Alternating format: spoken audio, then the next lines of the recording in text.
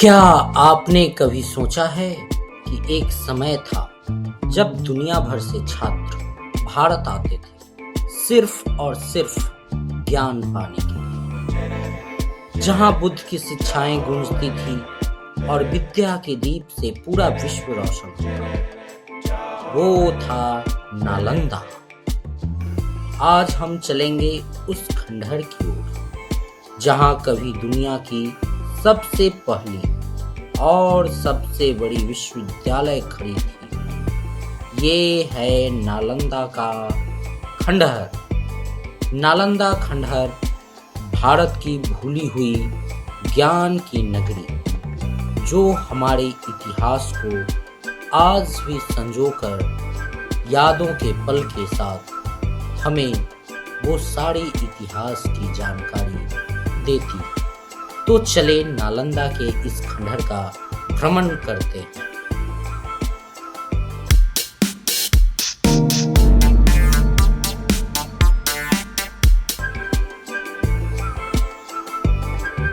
ये नालंदा यूनिवर्सिटी है, जिसके टिकट काउंटर जो है इस प्रकार यहाँ पे आपको मिलेंगे। और जो भी लोग यहाँ घूमने आते हैं उनके लिए सबसे इम्पोर्टेंट हो जाता है समय के 9 बजे से लेकर शाम के 5 बजे तक होते हैं। और जो भी इंडियन लोग घूमने आते हैं उनकी टिकट की प्राइस जो है 40 रुपीज़ होती है। परंतु अगर कोई फॉरेनर आते हैं तो उनके लिए यहाँ पे टिकट की प्राइस 600 रुपीज़ हो जाती है।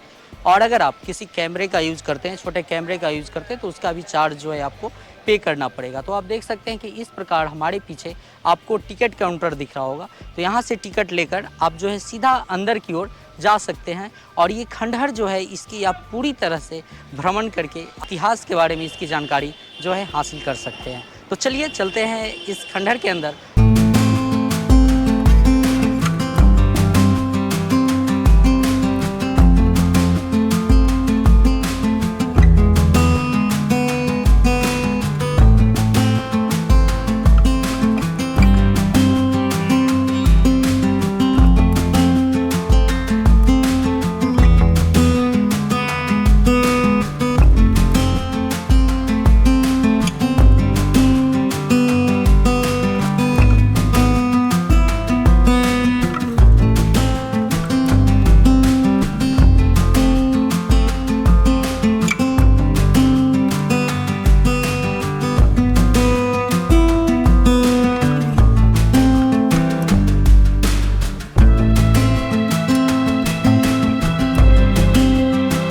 वो नालंदा यूनिवर्सिटी है जहाँ पर कि एक समय में 10,000 विद्यार्थी और करीब 2,000 के आसपास जो है यहाँ पे शिक्षक जो रहा करते थे। और यहाँ जो है जो भी विदेश से लोग आते थे वो यहाँ पर शिक्षा ग्रहण करते थे, भारत के बारे में जानते थे, बौद्ध ग्रंथ के बारे में जानते थे, और क्या भारत की संस्कृति है उसे जानने के लिए यहाँ पर विदेशों से जो है लोग आया करते थे। बिहार के नालंदा ज़िले में स्थित ये नालंदा यूनिवर्सिटी जो है वो वर्ल्ड हेरिटेज साइट में जो है इसकी नाम जो है दर्ज है। तो ये बिहार के नालंदा में स्थित हमारा नालंदा यूनिवर्सिटी, ये जो आपको दिख रहा होगा ये यहाँ का मेन स्तूप है। ये मेन स्तूप जो है ये वर्ल्ड की सबसे बड़ी स्तूपों में से एक।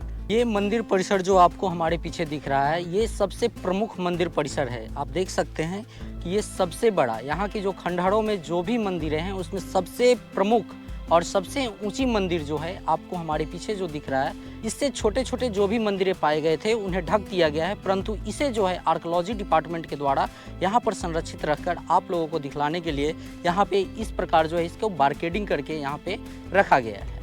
ये नालंदा यूनिवर्सिटी जिस समय 5वीं शताब्दी में हुआ करता था, तो ये करीब जो है 10 किलोमीटर के दायरे में फैला हुआ ये यूनिवर्सिटी था। परंतु धीरे धीरे इसकी जो विलुप्तता होती गई और आज जो है आर्कियोलॉजी डिपार्टमेंट के द्वारा इसे मुख्यतः 1 किलोमीटर के दायरे में इसे खोद कर निकाला गया है। 6वीं शताब्दी में स्थापित यह नालंदा विश्वविद्यालय जो है लगभग 300 सालों तक ज्ञान का केंद्र बना रहा। यहाँ पर जो है लगभग ये 300 सालों तक लोगों को अपने ज्ञान को बढ़ाने में योगदान दिया है।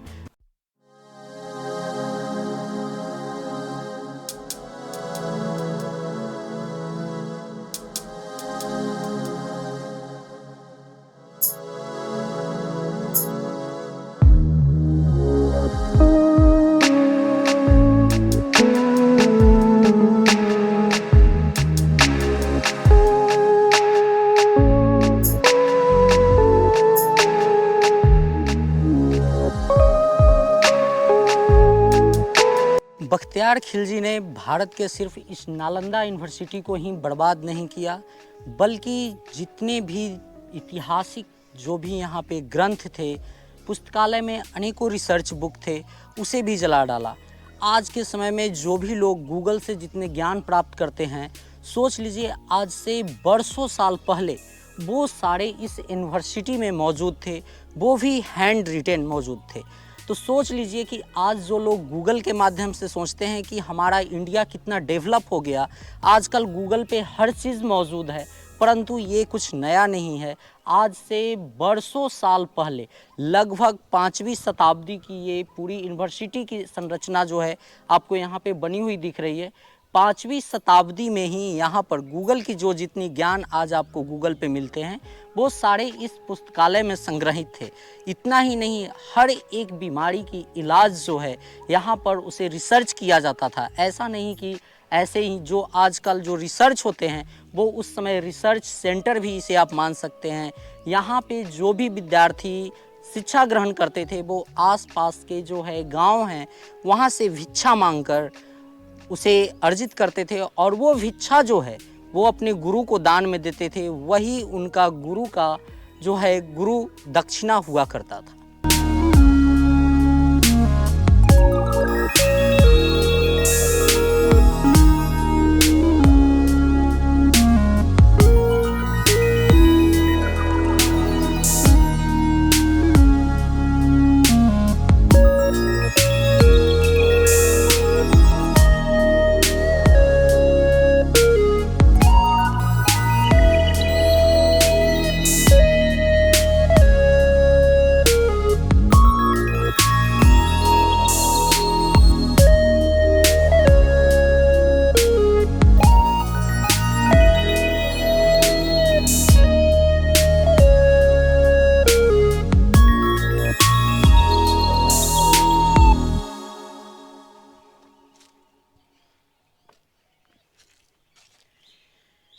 यहाँ पर की दीवार की जो संरचना है वो बिल्कुल भिन्न है। आप देखेंगे यहाँ की जो भी स्ट्रक्चर है, जो भी दीवार की संरचना बनाई गई है, वो काफ़ी मोटी मोटी है। और यहाँ पर का दीवार जो है उस समय ना सीमेंट का यूज़ होता था, ना बालू का यूज़ होता था। या तो मिट्टी या चूना पत्थर जो होता है चूने वाले, उसके उपयोग करके दीवार को तैयार किया गया है, जो कि आज तक देख सकते हैं कितनी टिकाऊ और मजबूती के साथ रखी गई है। आप देख सकते हैं कि आर्कियोलॉजी डिपार्टमेंट के द्वारा किस तरह इसे संरक्षित रखा गया है। यहाँ तक कि इसकी साफ़ सफाई, इसकी मेंटेनेंस पूरी आर्कियोलॉजी डिपार्टमेंट की होती है, जो कि सेंट्रल गवर्नमेंट का एक अंग है।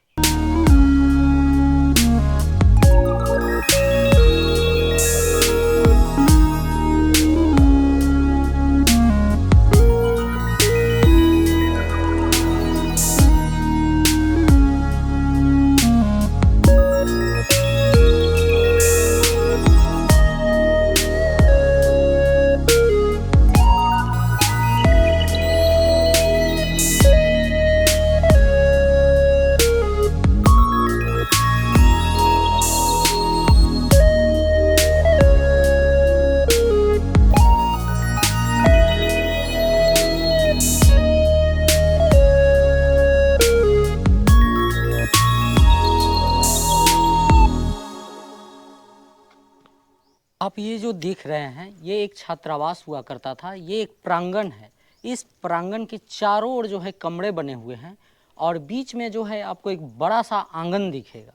तो ये चारों ओर करीब एक प्रांगण में 32 कमरे हुआ करते थे, और हर कमरे एक स्टूडेंट को अलाउड होते थे।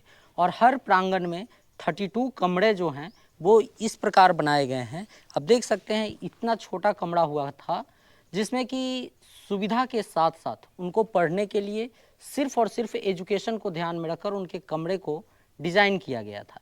और हर एक कमरे में भी एक मेडिटेशन छोटा सा रूम बना हुआ करता था। और हर प्रांगण में जो है आपको एक आंगन, और उस आंगन में जो है एक बड़ा सा कुआं आपको देखने के मिलेगा। और उस आंगन में ही 2 रसोई घर हुआ करते थे, जो कि आपको इस प्रकार दिख रहे होंगे।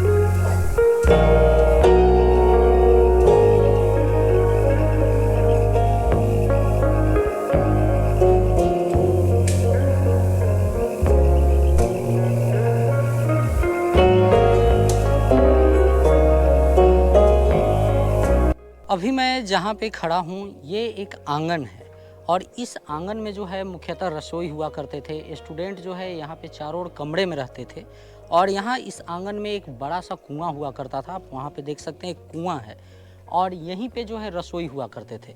तो जो इस प्रांगण में हर ऐसे ऐसे बहुत सारे यहाँ पे प्रांगण मौजूद थे। तो हर प्रांगण में जो जितना स्टूडेंट होता था उनका खाने का, रहने का, स्नान करने का सारा फैसिलिटी इस प्रांगण में जो है अवेलेबल हुआ करता था। और उस समय लाइट का भी ऐसा व्यवस्था किया गया था। हर एक प्रांगण में इस प्रकार के टेक्नोलॉजी उस समय यूज किए गए थे कि जो कि चांद की रोशनी का यूज करके इस पूरे प्रांगण में जो है यहाँ पर लाइट दिया करते थे, जिससे कि स्टूडेंट के एजुकेशन या फिर उनके रहने में सारी सुगमता प्रदान हुआ करते थे। तो इस प्रकार से जो है हर एक प्रांगण यहाँ पर बहुत सारे बनाए गए हैं। ये जो है यहाँ पर मुख्यतः इस प्रकार के रूम हुआ करते थे जिसमें कि स्टूडेंट यहाँ पे पढ़ाई करते थे, रहते थे। और रूम के अंदर से ही आप देख सकते हैं इस प्रकार से एक छोटे दरवाजे हुआ करते थे और इस दरवाजे से वो अंदर जाकर, अंदर भी एक रूम हुआ करता था जिस रूम में वो मेडिटेशन, तपस्या वगैरह करते थे या फिर भगवान को ध्यान करने का स्टूडेंट काम किया करते होंगे। आज भी जब आप इन खंडहरों के बीच चलते हैं तो आपको ऐसा लगेगा कि ये खंडहर, ये ईंटें आपसे बात कर रही है। ये खंडहर, ये ईंटें आज भी हमारे इतिहास को याद दिलाती है। और जब इन खंडहरों के बीच आप चलते हैं तो आपको ऐसा लगेगा कि हमारी जो इतिहास है वो आपको पुकार रही है। और जब आप यहाँ पर घूमने आएंगे, इससे आप भ्रमण करेंगे तो ऐसा लगेगा कि इस प्रकार के, जब आज के समय में यहाँ पर शांति है, तो जब 5वीं शताब्दी में जब यहाँ पर शिक्षा और ये यूनिवर्सिटी जब रनिंग क्षेत्र में होंगे तो यहाँ पर कितनी शांति, और जब लोग यहाँ मेडिटेशन में ध्यान करते होंगे तो उनकी जो भी मकसद होती होगी वो कितने बेहतर ढंग से पूर्ण होते होंगे। आप इन खंडहरों को देखिए एक बार, ये आपसे ज़रूर कुछ न कुछ आज भी कह रही है कि हमें किस प्रकार से जो है बर्बाद किया गया, हमारे इतिहास को किस प्रकार से नष्ट किया गया। यहाँ के जो भी विद्वान थे, जो वैद्य थे, वो तो बेहतर कार्य किए थे, परंतु उन्हें क्या मालूम था कि उनके बेहतर कार्यों की सजा इस यूनिवर्सिटी को भुगतना पड़ेगा, जो कि जलने के बाद लगभग यहाँ की जो पुस्तकें थी वो 3 महीने तक इस प्रकार जलती रही कि उसे देखने वाले भी कोई नहीं थे। परंतु इतिहास जो है वो इस प्रकार से गवाह और उसकी साक्षी ये खंडहर आज आपको बतला रही है।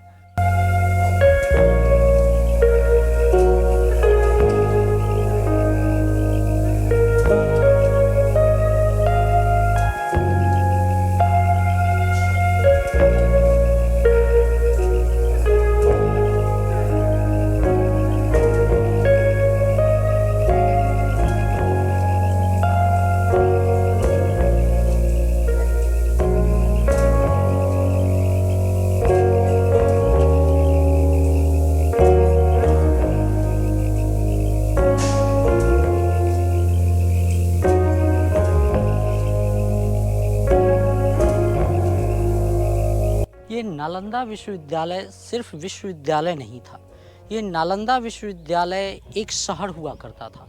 आप देख सकते हैं कि इसकी संरचना किस प्रकार से है। शहर होने का मुख्य मकसद ये था कि यहाँ पर एक साथ में जो है शिक्षक, विद्वान, भिक्षु और विद्यार्थी सारे जो है एक साथ में रहा करते थे।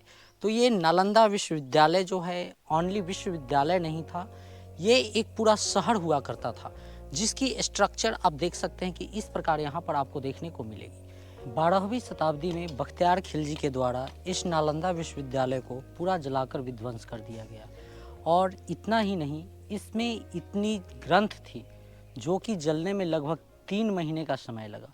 हमारे पीछे आप ये देख रहे हैं, ये एक मंदिर हुआ करता था उस समय के। इस प्रकार के जो है मंदिरें यहाँ खुदाई में पाई गई है।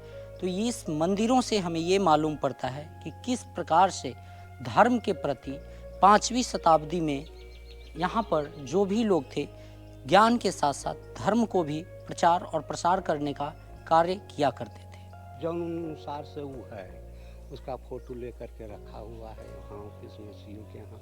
अच्छा, अगर जो उसको हम लोग बनाने के लिए आवेंगे तो फोटो धर दिया जाएगा और उसी को देख कर के बनावेंगे, चाहे जितना समय लगे। देखिए मशीन से काट काट के सब लगा मशीन से काट के ये साइड में सब लगा हुआ है। अच्छा अच्छा, ये सब मशीन के द्वारा ये सब मशीन के द्वारा नहीं, नीचे में लगा, अच्छा नीचे में। नीचे में है इसका कटिंग है। अच्छा तब ये साइड में है ना, ये पूरे में मंदिर है। अच्छा, ये पूरा मंदिर का एरिया होता ये है। साइड में पूरे अच्छा, में 1 इस किलोमीटर साइड में यहाँ वहाँ जो भी है यहाँ वहाँ जो मंदिर है, अच्छा और वो साइड में जो देख रहे हैं ना, अच्छा तो हर मंदिर के सामने एक हॉस्टल है। अच्छा और हॉस्टल उसी में लड़का रहता था और उसी में है जो पढ़ाई भी होता था।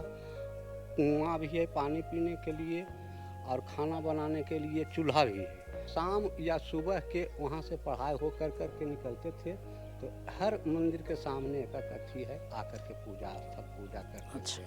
वो जो बड़ा वाला देख रहे हैं, वो सारी पितरा का मतलब कि वो समाधि है। और इसका जो मेन जो लाइब्रेरी था, उसका अभी आज तक पता नहीं चला है, न इसका मेन गेट का पता चला है।